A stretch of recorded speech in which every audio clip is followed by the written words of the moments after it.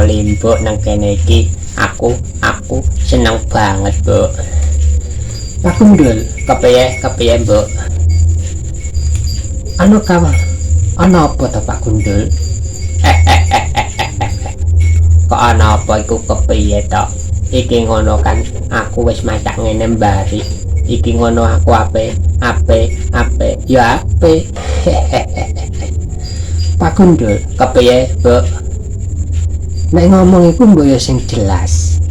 Apa Pak Gundul? Iki ngene lho mbok ya. Aku iki kan arep jalan sehat melu jalan sehat. Yo aku kan yo nganu mbok yo ape mencari teman ngono daripadane aku sendiri dhewean ngono mbok.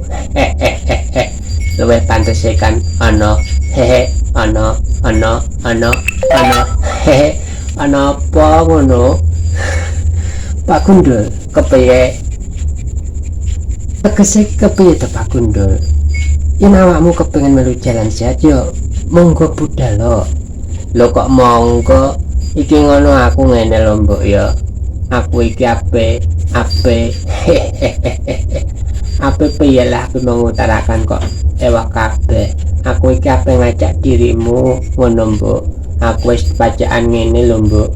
Wis disawang-sawang ya wis ketok ganteng, disawang-sawang ya wis ketok macem ngono mbok. Pak Gundul kepiye?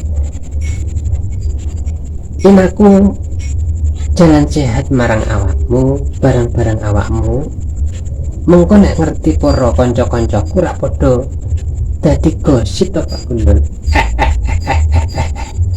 Aja ngono mbok ya. Pancen iki ngono ya, aku iki ngono wis macak ngene iki ya demi kamu. Ben tampil nganu. Ngono lho mbok. Pak Gundul kepiye? Ya sepurane wae aku ora iso nampa apa sing dadi pekarepake Pak Gundul. Mbok limbo. Iki kan ngono lho mbok ya. Mbok ya membuka hati, membuka peluang ngono lho mbok. Daripada dirimu lho mbok sendiri, aku sendiri, biar sama-sama berdua. Ngono mbok. Pak Gundul kepiye? Yen iku pancen dadi kekarepanmu, ya sepurane wae aku ora iso nampa. Ya ora iso dadi memenuhi keinginanmu Pak Gundul. Gusti wis macak ngene lho mbok.